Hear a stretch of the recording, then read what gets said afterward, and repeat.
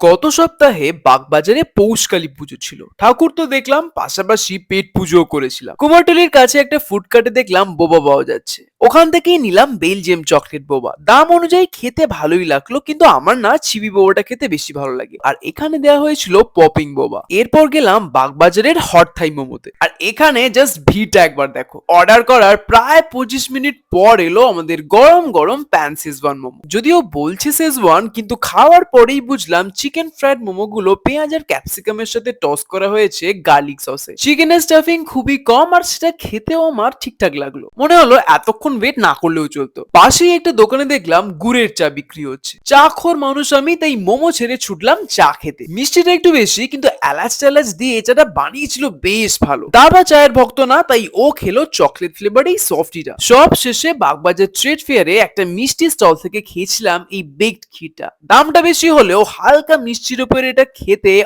অপূর্ব লাগলো।